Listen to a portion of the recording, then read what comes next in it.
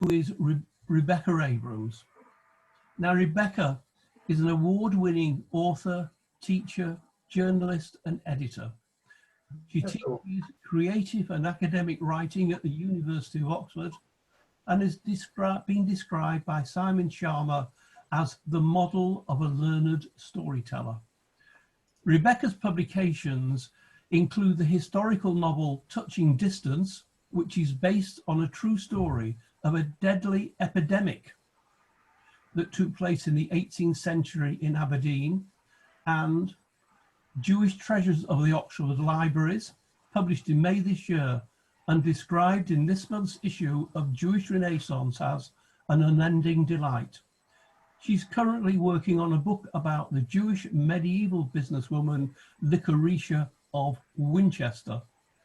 Tonight, Rebecca is going to be taking us on a tour of some of the wonderful Jewish objects at the Ashmolean Museum, Oxford, based on her recent, highly acclaimed book, The Jewish Journey, 4,000 Years in 22 Objects. Rebecca, I hand over to you. Thank you very much, Alan. Is everybody kind of muted, or Yes. you're going to do that? Okay, fine. Yes, So that I'm going to leave some time for Q&As at the end. So yes, I hope so. So if anything occurs to you, you can send me a question for the end. So it's a real pleasure to be talking to you this evening. And I also had the immense pleasure of taking a group from the neighbourhood round the Ashmolean. I think it was a year and a half ago, something like that. Yes, it was from Cheshire Lodge, and I think it was in March or April 2019. I was there. Yeah, so it was a wonderful tour. So I'm both very happy to be able to talk to you this evening, and hello to all of you. And I'm very sad that we can't actually be doing it in person in the Ashmolean Museum. This whole kind of conditions of life leave something to be desired. And I thought to try and get around that a tiny bit this evening, rather than just doing a straightforward PowerPoint of the objects, I would take a bit of a risk and see if we could do it so it felt a bit more like you were actually in the Ashmolean. So it may be a slightly bumpier ride than a traditional PowerPoint presentation, but I hope it'll also be more fun and give you a sense of actually being out of your houses and in the Ashmolean Museum in Oxford. So I'm going to switch to screen share now, and I hope this will work okay. It worked okay a moment ago. There we are. Fine. Okay. So what you're looking at is the cover of my book, The Jewish Journey, 4,000 Years and 22 Objects. And I just wanted to start by saying a tiny bit about how this book came about, because the virtual tour that I'm going to take you on. Very annoying. Right, I'll close the door. Oh, I can hear. Very annoying. So shall I carry on? So, so the objects in the book are the same objects that are in the Ashmolean, but with a couple of caveats. So first of all, there's far more than 22 Jewish objects in the Ashmolean Museum. The Ashmolean is one of the oldest museums in Europe. It was founded in the 17th century. Jewish objects were part of the Ashmolean's collections from the very beginning, and we're going to see one of those very early objects from the Ashmolean's collections in the tour. But there's a kind of puzzle, really, if you like, and the puzzle is still in the Ashmolean, and the puzzle gave rise to the book. And the puzzle is this: there is an exhibition of Jewish objects in the Ashmolean Museum, but it's an exhibition that is there and an exhibition that is not there. So if you go looking for the Jewish exhibition, you won't find it. What there is there's a collection which is not curated as a collection, but it is there, a collection of really remarkable Jewish objects. And when I began to think about how to tell the stories of these objects, what I realized was that first of all, there were far more of them than I realized. And secondly, they span the entire 4,000 years of what could be called Jewish history. I mean, we can debate the 4,000 years. We can probably debate nearly everything I'm going to say this evening, but let's start with the 4,000 years. So when I say 4,000 years, I'm going back to ancient Mesopotamia and then through to the modern day. So there are objects representing the whole span of Jewish history. They don't represent the whole geographical spread of Jewish people, because that's not how the museum was put together, and I couldn't correct that. But what I could correct was the fact that these objects have been curated into invisibility. In other words, the curators' priorities when they were thinking about how these Jewish objects were going to fit into this gallery or that gallery were not thinking about their Jewishness. They were not thinking about their Jewish significance or their Jewish relevance or what they might have of interest for Jewish people or non-Jewish people looking at them. They were thinking about, they had other stories to tell, if you like. They wanted to use these objects to tell other stories. So the result has been that these objects have been, in a way, curated into invisibility. And when I started to think about what are the Jewish objects in the Ashmolean and how can I tell their story, the first thing I realized I was going to have to do was curate them back into visibility, put them back into their Jewish context, their specific Jewish context, and see them through that lens, which was both incredibly exciting and at times, I have to admit, quite frustrating. So, for example, you can go and you can stand in front of a glass case and there will be several objects which are very important for Jewish history in there, and they will not be labelled in a way that tells you anything about that. And that is still the case. So I hope that when you've been on this little tour, this little taster tour of what's in the Ashmolean, the first thing you'll do when you're allowed to is go to the Ashmolean or write to the Ashmolean and say, what are you doing to make your Jewish objects more visible? Because it's only through sort of collective pressure on the Ashmolean that I think they'll push this idea up to the top of the list. But what we do now have is we have this book which tells the story, and we have this museum in which these objects are. And what I want to do this evening is take you on a tour of, we won't be able to get there on all 22, I'm sorry to say, but we can probably get through 5 or 6 of them, and I've chosen them so that they go across the whole span. And what I want to give you a sense of is actually how these objects move all the way through the Ashmolean itself. So we are in a kind of diasporic tour. And as we walk through the museum, we cover thousands of miles and thousands of years as we go from one gallery to the next.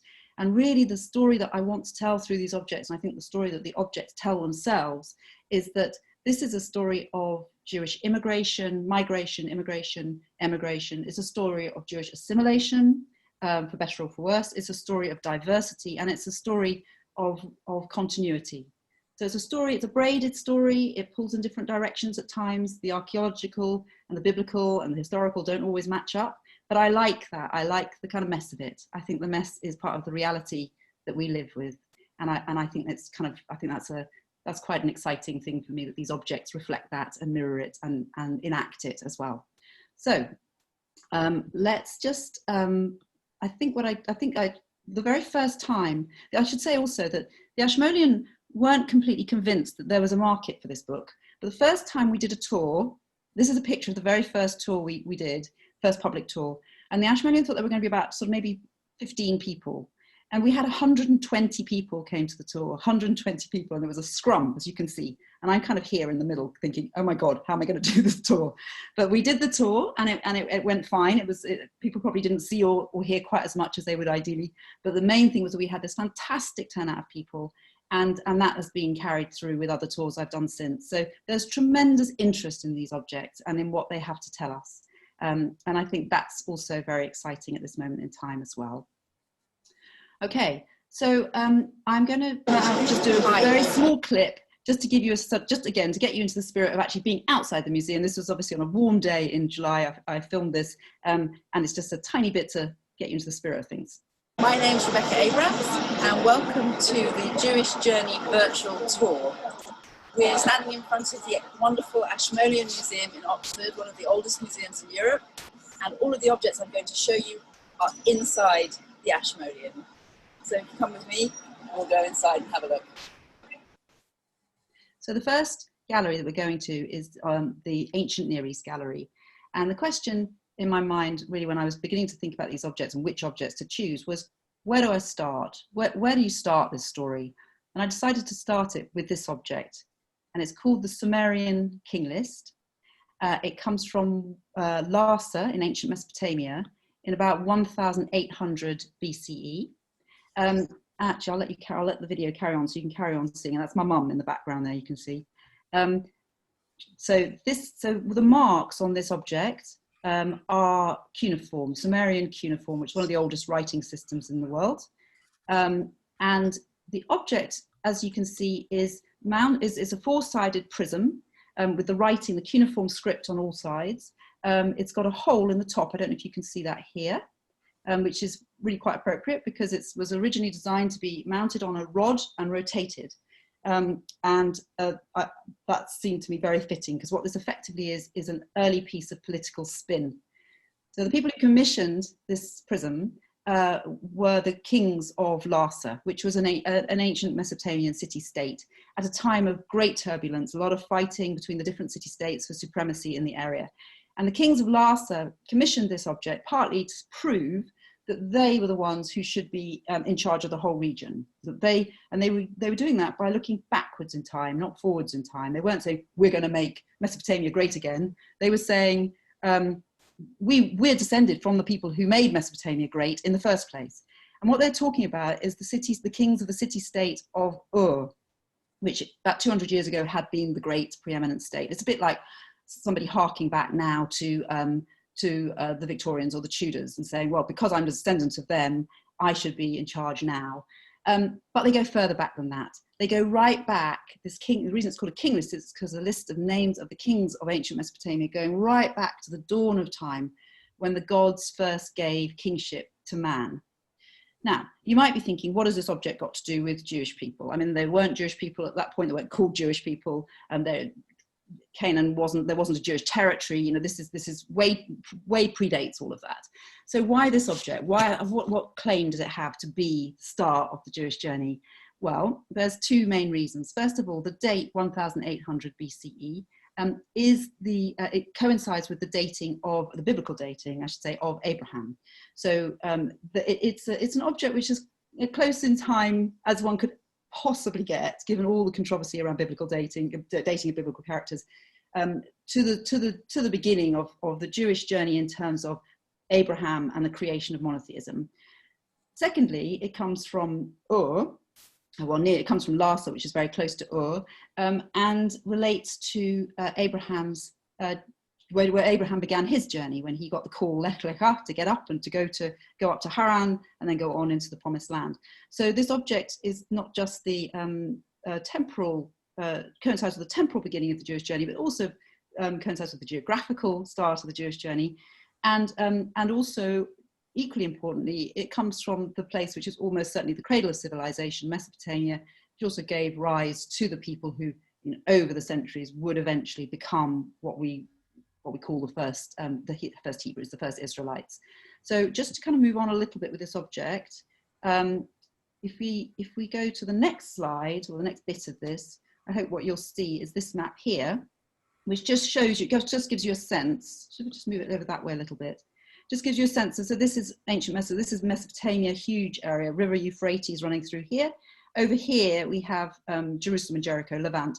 But you see what I mean about this map. I mean, there's no sense that this is Canaan or what will become Judea or Israel and Judea. I mean, it's a map which actually, the Jewishness of this particular, the relevance of this has been quite fairly erased. It's not very visible anyway, let's put it that way. Okay, so the object here is I love this picture. This is Chagall's painting of Abraham entertaining the angels. It's in Nice, it's in the National Museum in Nice. But as I said, this is really why this object earns its place here, because this is the moment in the biblical narrative of the Jews where you have the choosing of Abraham to establish monotheism and to lead the people into Canaan. What of course happens immediately after this scene is he goes and argues with God about the people of Sodom and Gomorrah. And I think in terms of the establishment of sort of Jewish ethical and legal codes, which are so important for Western civilization, that's also a kind of absolutely kind of prime moment. So, I understand completely that mapping biblical and historical narratives isn't a straightforward thing to do, but this is how I feel it earns its keep. The king list earns its keep. Here is a map showing Abraham's journey up from Ur here, up, let me just see if I can just go back one. Yeah. So up through the route of the Euphrates to Haran, and then down into Canaan, and then off into Egypt, and then back again.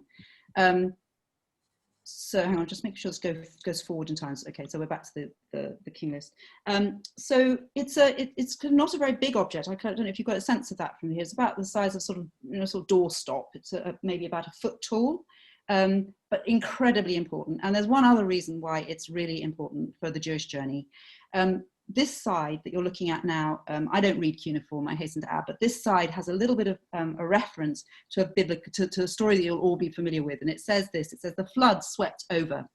After the flood swept over, when kingship had come down from heaven, kingship was at Kish. Now this reference to a flood, a universal flood that's going to sweep over, is of course the universal flood story that we find in many different cultures, and which eventually becomes the story of Noah and the flood, which is such a crucial foundational story in Judaism. But this version on the Sumerian king list was written 1,000 years before the earliest versions that we know from Genesis. So it also reminds us that the roots of Judaic culture, Jewish religion, were rooted in Mesopotamia. They came out of this culture, this place. Many elements of the story that we know, the Noah story that we know, are very, very similar to this ancient Mesopotamian version. There's the gods choose one man to survive the flood. They tell him to build a boat. They tell him to get in the boat. They tell him to send up burnt offerings as a thanks to the gods when the flood subsides. So many, many elements that have survived, but 1,000 years before. Okay, so I hope you feel that has indeed justified the story, but that this object's place in the story. But what happens next? Well, we sweep across this gallery, the Ancient Near East Gallery, Gallery 9, and it's actually got lots of objects which are relevant to the story. 7 of the 22 objects in the Jewish journey are in this gallery, because of course this was the period pre the destruction of the temple in 70 CE, where you have the establishment of the Jewish people in not just one kingdom, but 2 kingdoms in Israel and Judea, and the establishment of Hebrew as a really important lingua franca throughout the region, and we have the establishment of Jewish kings, and a fairly developed cultural, administrative, political, and social life. So these objects here, this case, I'm not going to tell you anything about the objects. You can read about them in the book if you want to, but there's about 4 or 5 objects in here which are really important. This is Bronze Age Judea. We've moved across the gallery, and so doing we've moved through 1,000 years of time. We're now in the 8th century BCE, the reign of Hezekiah. These are fertility figurines over here that you can see made in Jerusalem. These are shekels made around the time of the Babylonian invasion. These ring seals were made in Lachish immediately before the destruction, the Assyrian invasion, just after they conquered Israel and when they attempted to conquer Judea. And there are various other objects of great interest in this case. But we're going to carry on our kind of whoosh through the first 2,000 years. We're now going to kind of sweep on through this gallery round to the other side of the gallery. And again, we've moved on from 700 BCE to 475 BCE, and the object we're looking at here is this one, number 36. I think I'm going to give you a better version of it. Yes, here we go. So this object, so by now we've gone from the Jewish people having their own kingdom and being in charge of their own kingdom to them being in this sandwich between the Assyrians and the Egyptians, conquered by the Assyrians, then of course conquered by the Babylonians, and then the region is conquered by the Persians. Interference. And this object comes from Egypt at the time of the Persian Empire. So it's dated to 475 BCE, as I said. It comes from the island of Elephantine. I think it's really interesting to, again, remember what this object, first of all, tells us is that the biblical story of the Jews and the historical reality really don't match up very closely quite a lot of the time. The majority of Jews lived in Judea and Samaria up until 70 CE, but it's really wrong to think they only lived there. Many Jews had moved to Egypt after the Babylonians conquered Judah in the 6th century, and they stayed there. And one of the most intriguing communities outside of Judah was the Egyptian island of Elephantine, and that's where this object comes from. Now, I should say it's a clay potsherd. What you're looking at is Aramaic, because by this time Aramaic had replaced Hebrew as the lingua franca in the region. It was throughout the Persian Empire, Aramaic was the main language. And it's effectively a 2,500-year-old text message. So if you imagine this is the kind of message that you would send to somebody on your mobile phone, a quick and dirty kind of message. Oh, I left my coat in the synagogue. Could you have a look for it next time you're there? Run out of salt. Could you pick some up and bring it with you when you're coming home? But that kind of very informal message. There are hundreds of them were found, and this is one such. And what it says, and you'll enjoy the message says, to Hoshea, take care of the children until Ahutab gets there. Don't trust anyone else with them. And if the flour for your bread has been ground, make a small portion of dough to last until their mother gets there. Let me know when you'll be celebrating Passover.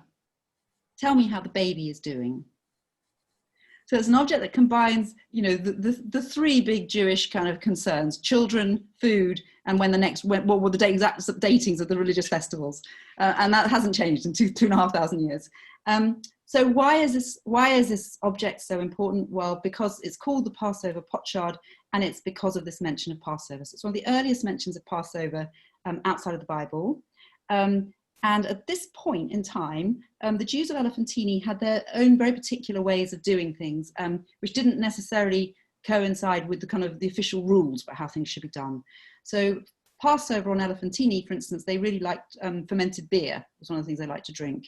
And we know this because only 50 years later, there's a papyrus also sent to Elephantine and found there, dug up there, called the Passover Papyrus, which stipulates exactly how people are to observe Passover. And one of the things they were very keen to tell the Jews of Elephantine was that they were not to drink fermented beer at Passover, of course. But the fact that until then they had felt free to do that was quite interesting. The other thing that the Jews of Elephantine did, which was not entirely kosher, was they had their own temple. And this was no modest affair. This was a temple with bronze hinges and a cedarwood roof and 5 stone gates. And they worshipped there according to Jewish rites. The complication in that was that right next door, there was an Egyptian temple. I mean, literally right next door, there was an Egyptian temple. So the particular problem occurred around Passover. And I hope that what you're going to get next is a slide of that. So this is the Golden Haggadah, which some of you may know from northern Spain. But what it depicts is the slaughtering of lambs and the ritual cleansing of dishes in preparation for Passover. And of course, this is a festival. Passover is the festival that celebrates the Jews escaping from Egypt. So here you have, on Elephantine in 475 BCE, you have Jews in Egypt celebrating Passover and slaughtering their lambs and doing their ritual cleansing in preparation for the festival right next door to an Egyptian temple where they are worshipping this character. This is Khnum, the ram-headed god who actually is supposed to have created people from the mud of the Nile on a potter's wheel. This comes from around the same period, and it's a statuette found on Elephantine, the island of Elephantine. It's in the next door gallery in the Ashmolean, right next door, like the temple was right next door. And of course, so you have Jewish people sacrificing sheep in one building, and then right next door you have the Egyptians worshipping them. So it was not a great recipe for peaceful coexistence. And in 410 BCE, the governors of Elephantine were away, they were out of town, and the mob attacked the temple and destroyed it. And then what was interesting was that then the Jewish people in Elephantine, they appealed to their brethren back in Judea for funds to rebuild. And instead of being ticked off and told they shouldn't have a temple and they shouldn't be doing animal sacrifice in it, they got the money to rebuild, which also suggests kind of an interesting level of tolerance for different ways of being Jewish in different areas within the Jewish diaspora, the early Jewish diaspora. So so it's a very interesting community, and this little potsherd, this little sort of 4th century postcard, text message, whatever you want to call it, actually conveys so much of the idiosyncrasy of this community. By 350, the community had actually disappeared. It's not quite clear why. It just fell into disuse, really. Although, of course, Jewish people continued to live in Egypt right up until the mid-20th century. So, okay, so we're now going to do another great swoosh through time. We're going to imagine going through, wait a second, this one's got a bit of sound on it, so you can kind of follow me through it. So actually, I'll be quiet and you can listen. 19, which is the ancient Near East. We walk through gallery 20, which is the Aegean world, and on this gallery 13, the Roman world. And here we have a really fantastic treat.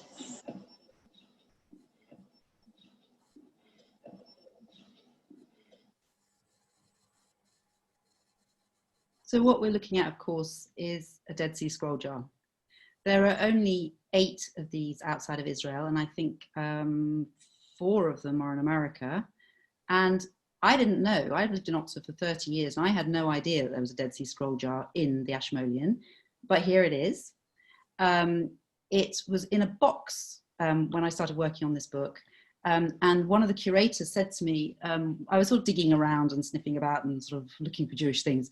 And one of them said, "Oh, have you seen the Dead Sea Scroll jar?" And I was like, "What? You've got a Dead Sea Scroll jar? Why can I see it, please?" And then everything went quiet. And then a few months later, I got a message saying, "Do you want to come and see it?" So of course I was on my bicycle and down at the Ashmolean within about 5 minutes. And there was something really extraordinary about just being up close with this very battered, it's a very battered Dead Sea Scroll. There are more beautiful ones in the Israel Museum, but this is, you do feel this is an object that has seen some things. I always think it's a bit like a sort of battered old lady, you know, it's got its sort of veins and its bruises and its bumps and its lumps. But it's just a kind of, it was just a really spine tingling experience to be in a room with it and close to it and be able to touch it with gloves on. And so I probably don't need to tell you the story of the Dead Sea Scroll jars, but really what we've done is we've moved forward another 400 years in time. We're now in Judea, 68 CE, with the threat of Roman invasion imminent. And this is the great library of the Essenes. They think it was then stored away in these vases, in these jars, and hidden. And this one actually came to light. Came to Oxford in 1951. The first request for it was in 1949 from the guy called Donald Harding, and he made the request to a very dodgy character called Gerald Lancaster Harding, who was then the head of the Palestine Archaeological Museum. But he was a bit of a sort of Indiana Jones type, and he sent a letter to Donald Harding saying, "Oh, I came over to London and went to the British Museum, and I brought the cloth that was in the Dead Sea Scroll jar, and I posted it to you." And it never turned up, so it got lost. But the jar at this point was still back in Palestine, and Palestine the state of Israel had just been declared, and the Palestine Archaeological Museum was on the wrong side of the Green Line, which meant for a couple of years it was impossible for Harding to actually do any business with England. Harding to do any business with Lancaster Harding. So everything went quiet for a bit, and then this letter kind of pops up from Lancaster Harding saying, "Oh, we're a bit short on funds. Are you still interested in that jar?" And Donald Harding says, "Yes, please." And what happens then is the jar is, I think, put in a box and put on. We'll just go to that. This isn't just the example of the Isaiah scroll. This is the one I want to show you.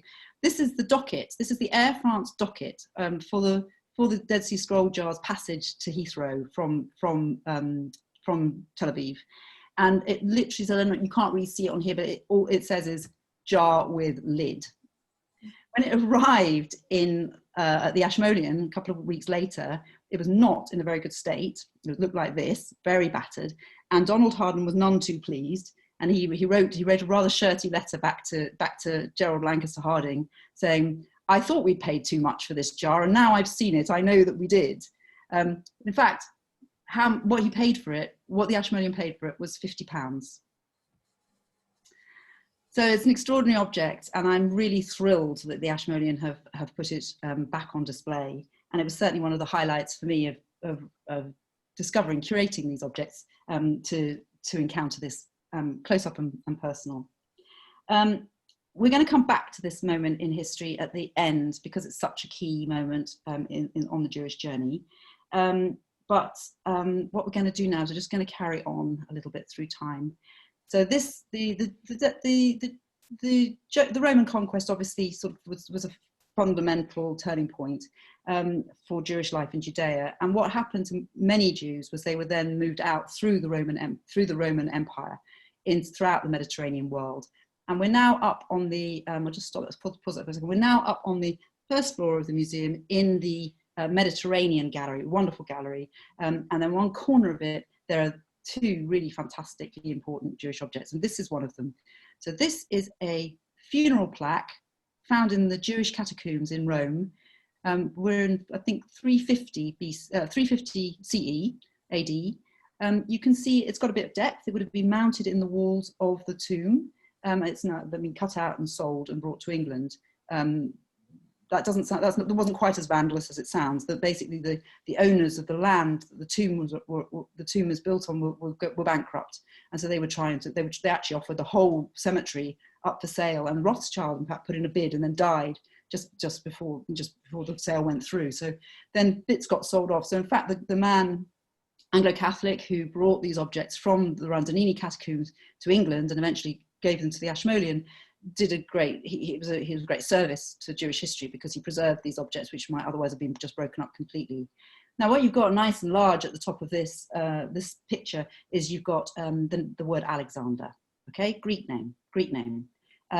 We go on down through the object, and there's the script, which is in Latin, quite crudely cut, but it's Latin. And you have Amicus Domum, friend of all, Amicus Domum, and here at the bottom we have the menorah. We have the absolutely incontrovertible sort of stamp of Jewish identity. And in fact, the Randonini catacombs are covered in menorahs, which makes it really quite strange that there was any question about whether they were Jewish or not, but there was for quite a long time. Anyway, this object, here's a better definition of it. This is the picture in the book. So you're looking at this funeral plaque to a man who had a Greek name, identified as Jewish, spoke in Latin, although actually he would have spoken in Greek, because Greek was the language that everybody in the Roman Empire spoke at this point. But the funeral plaque was written in Latin. And what that, of course, tells us is that by this point, the Jewish community in Rome was quite established. It was quite large. It was over 500 years old. And this was quite a confident community. And it was also a community which was interacting, and there was a kind of to and fro, two-way motion between the kind of the host community, the Roman, Greco-Roman world, and the Jewish world. So they were borrowing Greek names, Latin script, but the Jewish symbol of the menorah is there incontrovertibly at the bottom of the plaque. We think Alexander, what did he do? I'll sort of tell you what it says on the plaque. It says, Alexander, sausage maker, butcher from the market, who lived 30 years, good soul, friend of all, you'll sleep among the just. And again, the text on the plaque, some of those are Greek phrases, but rendered in Latin. Some of them are Jewish, and then some of them are kind of actually more, they're sort of, were in use by everybody. So it's a kind of mishmash, a cultural mishmash, this object. We think that Alexander was probably the kosher butcher for the Jewish community, but he was probably also selling non-kosher meat to the non-Jewish community, working out of the Marcellus market, which was built by Nero. He lived at a time of reasonable tolerance and peaceful coexistence. Judaism was a tolerated religion by the Romans, but that was all about to change. So this plaque has been dated to around 350, 400 CE. It's an important moment in time because, of course, in 312, Constantine legalizes Christianity. And then you have the Council of Nicaea Nicaea in 325, which bans Jewish people and non-Jewish people from getting together for Sabbath and Passover and Easter, sort of separation of the Jewish religions. And then by the end of the century, by 388, Christianity has become the authorized state religion of the Roman Empire, and that really has a big impact then on Jewish life in not just in Italy, but proto-Italy, but in Europe per se. We should also say, though, of course, 390 CE is the dating for the completion of the Palestinian Talmud. And it's the Palestinian Talmud which is the one that survives in the Italian Jewish liturgy. So it's not that Jewish life stops or goes underground or anything, it still continues, but it certainly is true that from this date on, life is going to become much more troubled for Jewish people living in Central Europe and particularly in Southern and Eastern Europe.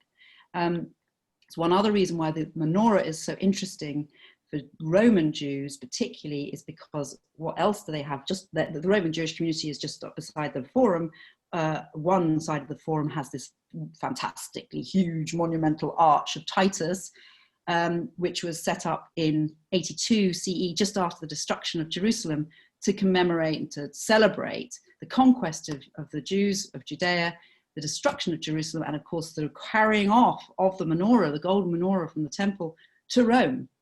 So if you imagine, I want you to imagine Jewish people in Rome in 350, 400 CE, putting menorahs on their funeral objects as a mark of their identity, of pride, but also perhaps of defiance, because you have a culture which is very visibly, a host culture, which is very visibly still celebrating its conquest of Judea and its destruction of the Jewish communities in Judea. So the menorah is a very potent symbol which has many different meanings. It's about loss. It's also about strength. It's also, of course, with the light of Torah. It's a very, very rich and potent metaphor and symbol in Jewish life, as it is now, of course, but particularly, I think, it's easy for us to forget just how alive it was. And imagine if they had this sort of image, with the menorah being carried off by your conquerors just up the road from where you lived. So, it means something quite significant to put that on your funeral plaque. So Jewish people were now living right through the Roman world, which is Christianizing, and the Christianization of Europe is going to have a lot of significance, of course, over the centuries. Sorry, I keep getting, I've got to stop that one. Sorry, let me just go back to that map. Come on, map. Is it gone? Sorry. We'll come up again in a second. Right. So this just is a map. This pushes us further forward in time, and we haven't quite got here yet, but I just wanted to show you, so really the culmination of a lot of the kind of Christian anti-Semitism, which really gets going from the 5th century on, culminates, of course, in the Spanish Inquisition and the Portuguese Inquisitions in the 15th and 16th centuries. And this just is a map showing kind of the dispersal of people out and the movement of Jewish people out into different areas. And we're going to come to this area here in northern Italy in a moment. But first of all, I just wanted to ask the question, well, what was happening in England at this point? And the answer, of course, was nothing was happening in England at this point, 450 CE. But if we go downstairs from the first floor of the Ashmolean, if we go down to the lower ground floor, we go forward 500 years in time, and we're now in 1070. And at this point, so 1,000 years after Jewish people have been living in many, many parts of Europe, Jewish people finally get to England. And they arrive in 1070 with William the Conqueror. William the Conqueror brings them from Rouen. They're mostly wealthy Rouennais Jews who have made money from money lending, and that's what William the Conqueror wants them for in England. He wants them to continue to lend money to a society that's heavily based on purchase of land. So everything, money and land are the same thing. Wealth and land, status and land, it's all the same thing. And for that, they need money lenders. Christians can't be money lenders, so they need their Jews. So they come, and to begin with, it's a very, very successful community. Now, why are we looking at this object, and what is this object? Well, this was one of the very first objects that Elias Ashmole, who founded the Ashmolean, bought in his collection, had in his collection. And it's called the Bodleian Bowl, not the Ashmolean Bowl. It's called the Bodleian Bowl because, to begin with, they thought it was a manuscript. And they thought it was a manuscript because all around the middle here, there is a Hebrew inscription. But obviously it's not a manuscript. Obviously it's a huge bronze cauldron. It weighs about 5 kilograms, 3 kilograms. Sorry, I can't remember off the top of my head, but it's a pretty heavy object. And it's also beautifully made. And it was found at a time when there weren't any Jewish people living in England, well, not officially. It was between the medieval period and the modern period. So there were officially no Jews living in England when this object was found, which was 1690. And it was found in a disused moat in Norfolk. It was bought and eventually found its way to the Bodleian, sorry. It was given to the Bodleian almost 60, 70 years later in 1755. And then it took another 200 years for people to work out what it was, where it came from, what the Hebrew inscription meant. Of course, there weren't very many Jewish people around to help them work out what the inscription meant. And also the first person who owned it wouldn't show it to anybody because he was so frightened it would be stolen. So no one could actually get a look at it to see what it said.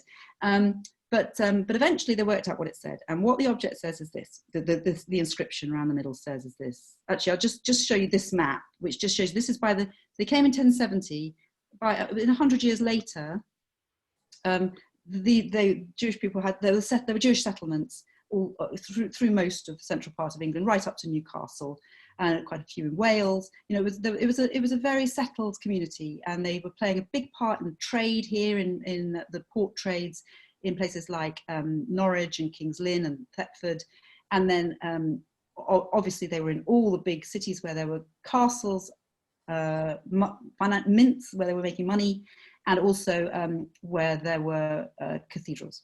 And Jewish taxation, tallages, taxation of the Jews were very key to the money raised for the monasteries and for the building of those great medieval cathedrals.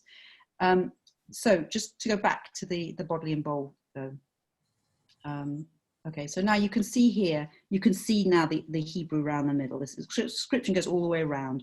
But just a couple of other elements I'd like to draw your attention to. One is this here, which is a fleur-de-lis, and there's another one on the other side, which obviously shows the kind of strong link still at this point to the Jewish community back in France. The Jews in England, medieval England, were very French. They spoke, they had French names, and they spoke a French sort of dialect, and they apparently studied Talmud with reference to French dictionaries. So they were kind of, they were very French community, Anglo-French community.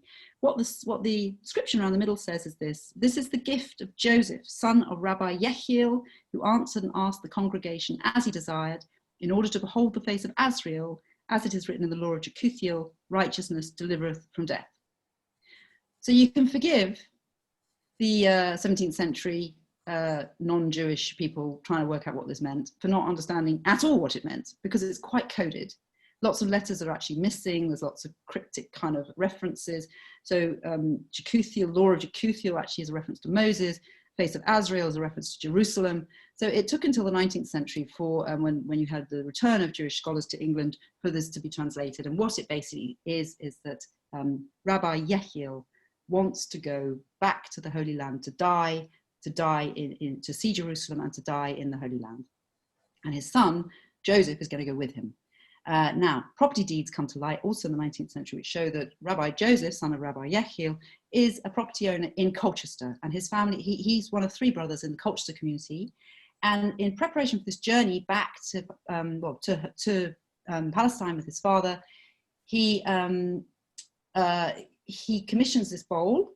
He transfers his property into his brother's names, and this bowl is almost certainly used, this cauldron is almost certainly used to collect alms to pay for his father's trip and his trip back to the Holy Land, and which it seems is what happened, because there is evidence that they did make it there, and Rabbi Joseph set up a yeshiva at Akko, and and it's possible that Rabbi Yechiel is buried there. There's some controversy about that, because there's also a tombstone to him in Paris, in the Paris Museum. If you go there, the Jewish Museum in Paris, there's also, he's also seemed to have been buried there. But anyway, this Rabbi Yechiel was a really significant rabbi. He was the man who defended the Talmud in Paris in 1240 when the French authorities wanted to burn the Talmud. He was a serious leading figure, and this is his son, this is the legacy of his son. Now, this object, of course, was given to the Colchester community when they left, to thank them for their financial support. How did it end up in a disused moat in Norfolk? Well, we don't know.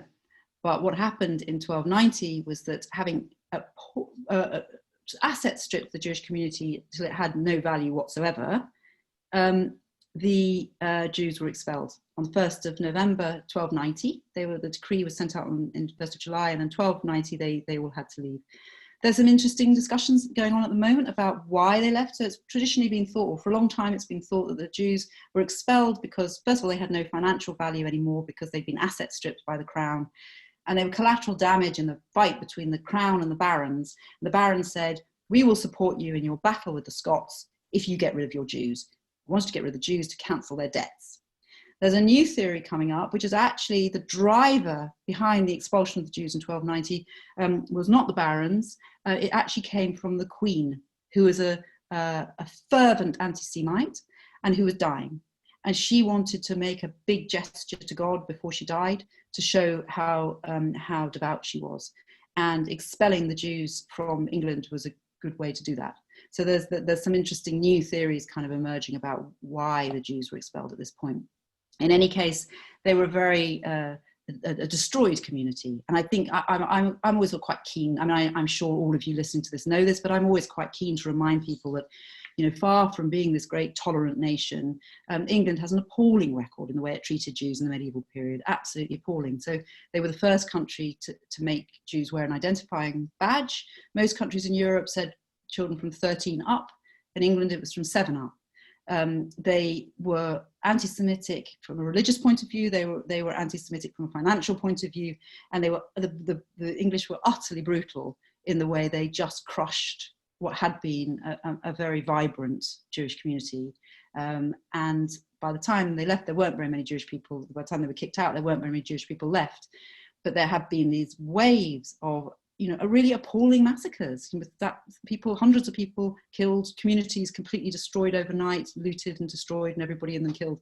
So, you know, there is really, you know, I mean, we can have a conversation about this another time, but it's there isn't a huge amount of room, I don't think, for much complacency. I think any community can turn against a minority group, and certainly England has and did in the past. So it's not, the story isn't entirely grim, of course, because the Jews were readmitted by Oliver Cromwell a few hundred years later, and then again became a fairly flourishing community, much smaller and quite prone to keeping their heads down, but nevertheless, you know, they did return. And by the time you have arguments going on about Jewish wealth in the 17th century, it certainly has a very, very different tinge from the openly anti-Semitic discourse of the 12th and 13th century. Okay, so England, we've touched on England. There are a couple more objects in the Ashmolean that relate to English Jewish history, but I want to go back quickly to what was happening after that Spanish Inquisition, what that impact of those migrations into northern Italy. So we're now up on the second floor of the museum again, and we're going through to the gallery, the Decorative Arts Gallery, and looking at this case, which is full of rings. And these particular rings that we're looking at now are Jewish house rings or Jewish wedding rings. And I want you to remember that menorah that we saw on the Arch of Titus, but also on the funeral plaque of Alexander, the sausage seller plaque, because the temple, the menorah and the temple are here as well in this, the iconography of these rings. So again, one of the things that's interesting about these rings is that they look, to me anyway, they look very Italian. They absolutely are speaking to the aesthetic of the Italian Renaissance. In keeping with Jewish law, they don't have jewels, precious jewels on them, because you're not allowed that. But absolutely not in keeping with Jewish law. They're not plain. Now, the rabbinic ruling is that Jewish wedding rings should be very, very plain and worth no more than the lowest currency of coin. And that's obviously because marriage shouldn't be a financial transaction, according to the rabbis. Now, these rings are not plain. They're very, very sophisticated, delicate, skilled enameling work, and this gold filigree work also. So they weren't rings to be worn in everyday usage. You didn't do the washing up in one of these rings. They were rings for ceremonial usage. They would have been worn just during the wedding ceremony. Sometimes they might be given at the silver knot as a betrothal ring, but mostly they were worn in the wedding service itself. They could also be worn on a string round the neck, and you can see here, this one here, you can see the thing for the chain to go through. And there's a picture, in fact, I hope is coming up next, of this lady who's Gluckel of Hameln. Some of you may have heard of her, the 17th century German housewife who wrote her memoirs. She had lots of children and 2 husbands, and she had her own house ring, which you can't, I'm afraid, see, but it's here, and she's wearing on a ring, on a string around her neck. But of course, Gluckel of Hameln was married to a man called Serf Levy, who was the richest man in Alsace. He was a banker, the richest man in Alsace at this time, so she could have her own ring. But most people didn't have their own house ring. They shared them, they were owned by the community. So if we go back to this ring, what you can see here is this little temple-ish sort of roofy shaped thing. So they're called house rings because they had this little roof of a house on them. And the roof of the house meant two things. First of all, it referred to the house the newlyweds were going to live in together. So it looked forwards to their home and their domestic happiness, hopefully. And it also referred back in time to the temple in Jerusalem. And that kind of double-edged iconography is also, I think, very interesting in these objects. They're both outwardly very Italian.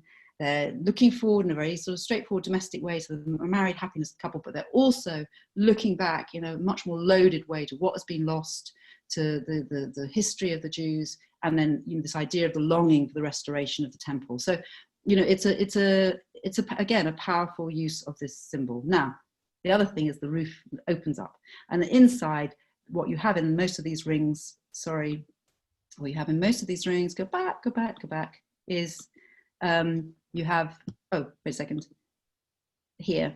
You have a little plate here, which hinges up, and on both sides of the little plate, you'll get an inscription, probably from the Shir HaSharim, from the Song of Solomon's, or it might be a text from somewhere else in the Bible, from one of the Psalms, or whatever. But it was something that, or it might even just say Mazel Tov on it. But it was a little message, a very Jewish message, hidden under the roof of the ring, of the house ring. So again, this kind of what's visible, what's not visible, how integrated are you, how different are you? These aspects of Jewish identity, which we're also familiar with to this day, were very much kind of a strand of the story that I found when I was looking at these objects going through the Ashmolean. Now, I'm just keeping an eye on the time and realizing we're running out of it. So I just want to talk to you about two more objects, if you don't mind. Are we allowed to run over a tiny bit, Alan? Is that okay? Is that okay? Yeah, okay. So we're going upstairs. We're sweeping through another 400 years of time. We're going upstairs to the art galleries. There's a floor of art.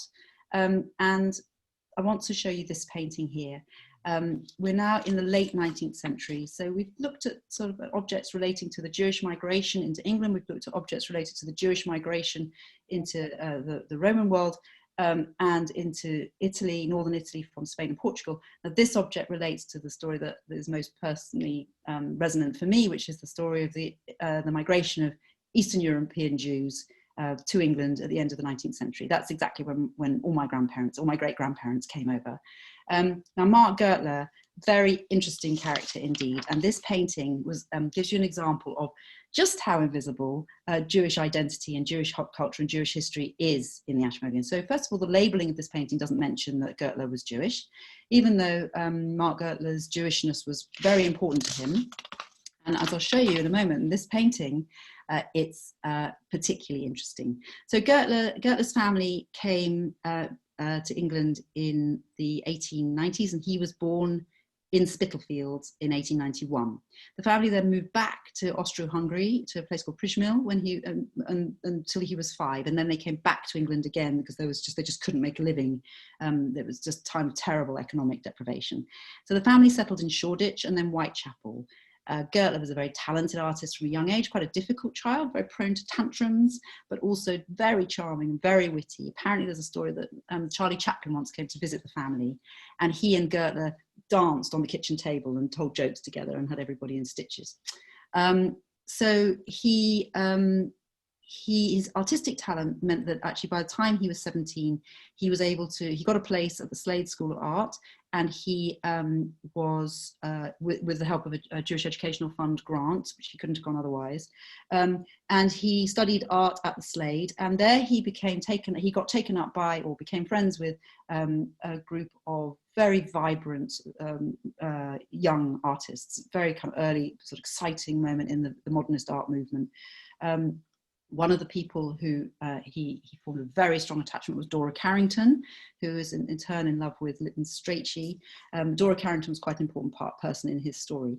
The person in this painting, however, is a man called Gilbert Cannan, and Gilbert Cannan was a second-rate novelist who no one's heard of anymore, but he was reasonably well known in his day. He was a sort of society figure, and he's shown here in front of his mill in Buckinghamshire. So here we have an English aristocrat in front of a home counties mill, with 2 dogs. This dog here, actually there's the best picture of this painting coming up. So this dog here actually is Nana from Peter Pan, because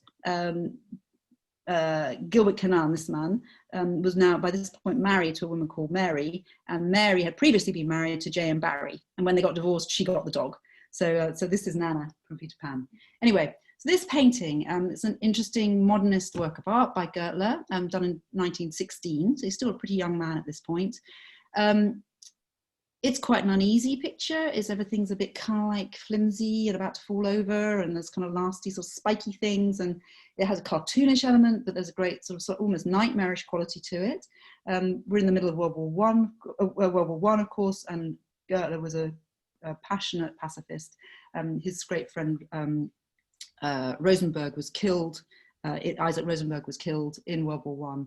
His own brother was wounded very badly in World War One. I mean, it was it was not, he had no question about his feelings about war, but this rather sort of apparently idyllic country scene has a lot of things in it which are not at all easy. Now, there's also lots of triangles, and this may refer to the fact that both Cannan and his wife were in relationships with other people at this time, and as I've said, Gertler was in love with Dora Carrington, who was in love with Lytton Strachey, so there are all sorts of strange triangles going on in here. But the really interesting thing about this painting isn't what you can see, it's what you can't see. So in 2014, the courtauld, this is just a lovely picture of Gertler. Actually, I will just say one thing about this. Gertler was very much taken up by the Garsington set just outside Oxford, and Ottilie Moreau was his first patron. And he was a friend of D.H. Lawrence and Aldous Huxley and all that stuff. So he was moving in, quite grand circles, really, artistically. They called him the Jewish Botticelli. He was very beautiful. You can see he was a very beautiful young man. But that kind of there's something in there that I don't know about you, but that I kind of I'm not comfortable with that designation, the Jewish Botticelli. It just feels to me like there's something a little bit denigrating in there. And certainly they were very aware of him as an exotic Jewish character in their very English midst. Anyway, so just to go on, so 2014, the courtauld decided to X-ray this painting to see if they could find a sketch underneath that was interesting. And what they found was this. Now, you can't really see what's going on, but this is Gilbert Cannan here with his dog, and that's from the surface image. And underneath, you've got this couple.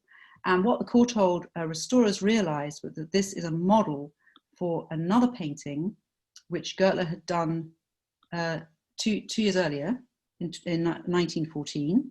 Just make sure that's stopped moving, called Rabbi and Rabbitson. And this is a picture which is very much based on his childhood in the East End of London, very poor, Spartan kitchen, this very Jewish couple. It's called Rabbi and Rabbitson. He called it that rather than Rabbi and Rabbitson, but that's what he called it. There's sort of jokey elements again, like with the cartoonish qualities in the other picture. You have the loaf of bread and the bun. You have the kind of the teapot here, mirroring the man's hat.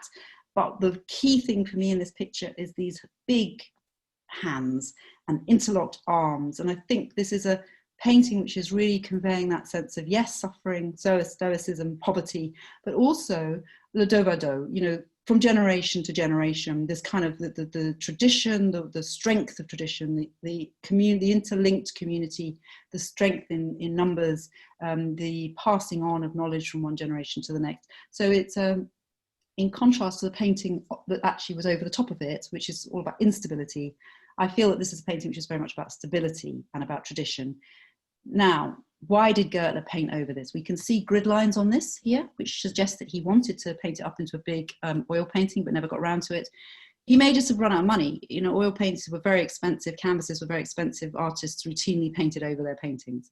But even so, as a palimpsest work, these two layers of this painting really articulate something which I think is very interesting about Gertler and about the whole experience of Jewish immigrants to England and the whole all the challenges of assimilation and integration, because he was very, very ambivalent about the community, that the non-Jewish community he was moving into and needed to move into and wanted to move into in order to flourish as an artist. And he was also quite ambivalent about the Jewish community he'd come from. He was very proud of his Jewish roots, very loyal to them, and loved his mother, absolutely devoted to his mother.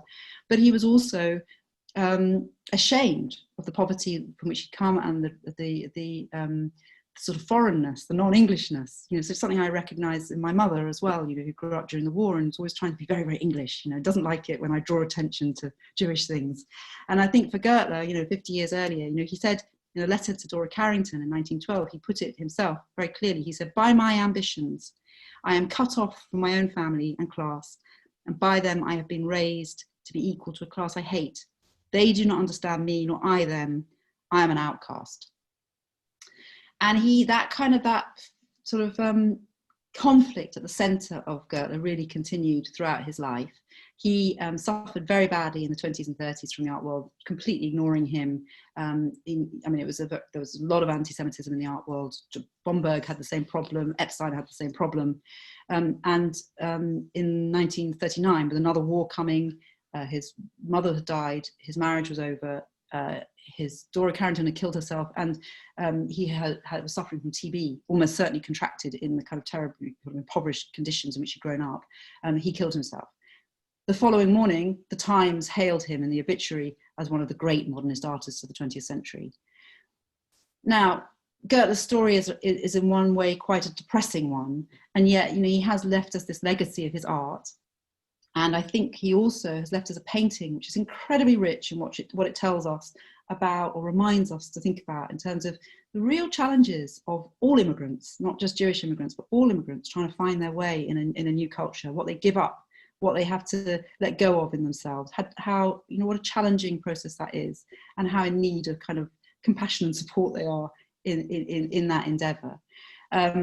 So I just want to finish on one more object, which is a bit more upbeat, which tells a wonderful story. And so if you'll let me, I'm just going to kind of whiz forward a little bit to this here. So we've gone downstairs, Money Gallery. We're not going to look at this one because we haven't got time. What I want to look at is this object here.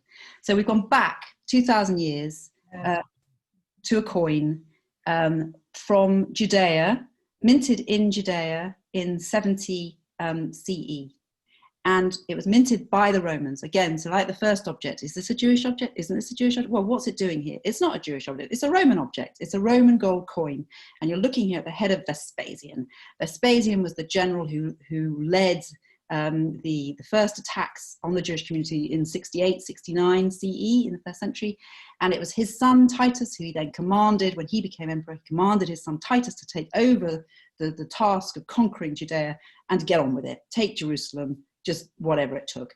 8-month siege of Jerusalem, and then indeed the Romans did manage to breach the walls and get in. And of course what they did, we all know, is they destroyed the temple. They razed the town, the city, and they burnt the temple. And from Josephus, we have these really harrowing accounts of what happened when the temple was destroyed. This coin, minted in Judea almost immediately afterwards to celebrate that conquest. On the other side of the coin, you have the figure of justice. Here we have, it says imp justitia, which is the justice of the emperor, saying really that the Romans, they had the gods were on their side in winning. Okay, that's what that's saying. At the same time, they minted this coin a year later, which is called the Judea captor coins, also in the Ashmolean, not on display, but it's on the Ashmolean. And here you have the figure of Judea weeping, and one of the Judeans bound as Judea captor. Again, Vespasian here celebrating that conquest. But coins are kind of incredibly powerful things, and these coins were also minted in Judea. This is the Jerusalem shekel, and these were minted by the rebels who were trying to resist the Romans. And then you have another one from a little bit later, from the Bar Kokhba revolt. And I'm showing you this one really just because this is from after the Roman destruction of the Jerusalem temple, the Holy Temple in Jerusalem. And here you have Bar Kokhba, the last big revolt against the Romans in 134, with the temple now destroyed, the temple there on their coins. And that image of the temple then recurs throughout the next 2,000 years of history with this incredible potency. But going back to our little gold coin, and it really is a little gold coin, it was found 2,000 years after it was minted in a field in Oxfordshire by that woman whose picture you just, well, not by her, by a farmer, and he sold it to her and she sold it to the Ashmolean. So this coin was struck twice. It was struck once in Judea in 70 AD, 70 CE, and then it was struck a second time by a farmer's plough in the 19th century in Oxfordshire. And the question is, well, two questions. First of all, how did it get from Judea to Oxfordshire?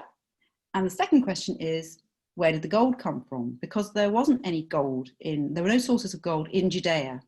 There were sources of gold in Damascus and other places, but not in Judea. And this coin definitely was minted in Judea, and the coin specialists have all sorts of explanations for that, which I can't go into now. So, answer to the first question. Immediately after they destroyed Jerusalem, the Romans decided to have another go at conquering England. And there was a wholesale movement of troops from Judea to England. So the same soldiers who'd been fighting in the conquest in Judea then came to England to try and reconquer England. And this coin, almost certainly, this actual coin we're looking at, not any other coin, this coin almost certainly came with a Roman soldier, fresh, not so fresh, from the conquest of Judea to England. He dropped it or buried it at a way station. The place where it was found, the field where it was found, was very close to what had been a Roman way station near North Leach in Oxfordshire. So he was probably sort of just spending the night there, either dropped the coin or buried the coin, possibly for safekeeping. Anyway, for some reason, he never got it back and then it was found 2,000 years later. But the second question, where does the gold come from? Well, since there was no source of gold in Judea itself, apart from the gold that was melted down during the conquest of Jerusalem from the Holy Temple and then repurposed into coinage to pay the troops for this massive troop movement and this new campaign in England, it's very probable that the gold for this Roman coin actually is gold that survived from the Holy Temple in Jerusalem. So it's a Jewish object, it's a Roman object and a Jewish object. It's an object that absolutely speaks to survival, to resilience, to adaptability, to continuity, and to the fluidity of meaning, that things don't have stable, solid meanings, but they change through time. So I consider this coin an invitation to all of us to adapt to the times, but to be resilient, to be true to what we believe in, to be true to our ethics and our principles, and to never give up. And that's all I have time for, but thank you very much for listening. Well, thank you very, very much indeed, Rebecca. That was an absolutely tremendous historical tour de force. Now, we really have run out of time, but I can't let the occasion go. We're going to have a vote of thanks in a moment from Sylvia Lewin, but if anyone has any urgent questions, not comments, but actually questions that Rebecca would like her to answer, just use the raise your hand device, and I'll just flick through and I can see Frank Hellner. If you just unmute yourself, Frank, if you can, right, yeah. you ask the question. Yeah, just a brilliant talk. Thank you very, very much. It's just wonderful. I wanted to know just the last thing that you said. There was no gold in Judea. Where did the gold come from for the temple objects, the menorah?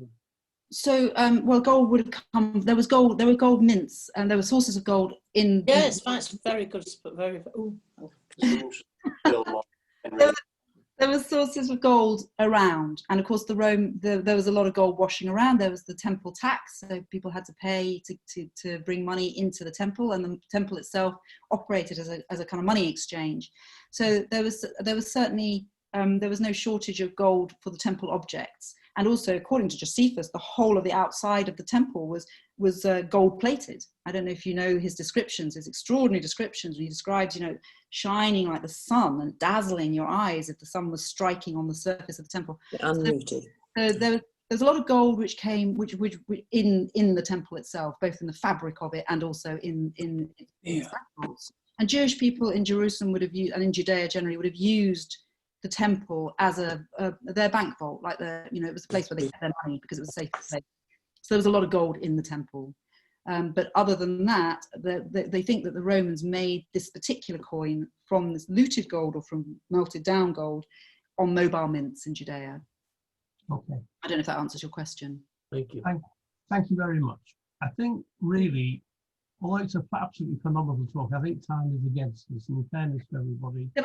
Alan, can I just say one more thing? Yeah. I've only touched on such a few of the objects. So if you want, there are 22 of them in the book. And please buy the book, book a tour when we're all lifted, not in this horrid COVID times, and badger the Ashmolean, please, to make more of their Jewish objects. I know that we have got your book. I told you that. We bought it and signed it when we went on the tour. It was brilliant. And I think at this point, I'd like to ask Sylvia Lewin to propose a vote of thanks on behalf of us all. Sylvia, over to you. Thank you. Thank you, Alan. I can't see myself, but anyway. Rebecca, really, well, first of all, I actually would like to thank Alan and all the people around him who make these beautiful meetings every week for us. And we really are grateful in these COVID times to have this wonderful opportunity to hear speakers like Rebecca Abrams. So thank you so much. And I know that there are lots of First Unity Lodge members here tonight who are my friends and so on. And I know a lot of other people here too. It's been great. Rebecca, I always feel when somebody asks me to do a vote of thanks, it is going to spoil my evening because I'm going to be so worried, but nothing could spoil the evening tonight. You were absolutely brilliant, and we thank you so, so much. Your enthusiasm, your knowledge, your sense of humor, you brought it to life. We could have gone on for another hour without any problem and seen all 22 of your objects, but of course time always does run out. So I really can't thank you enough. I wanted to tell you my husband David is our genealogist, and we're actually related to Gluckle of Hamelin. Sadly, we didn't inherit the lovely ring that she must have had round her neck, but we are related to her. So really, we thank you so very, very much. It's been a fascinating and beautiful evening, and we shall remember it for a long, long time. And we wish you well in your endeavours. Thank you. Thank you very much. If you'd like to unmute yourselves, and we can show our appreciation in the normal manner. Well, thank you, everybody. It's been a great evening. Thank you from us. Maybe we get it back for the next Thank you, all of you. I look forward to seeing many of you at the breakfast meeting next Tuesday and next Wednesday at 8 o'clock when we have Speaking Across the Divide, as I've already said.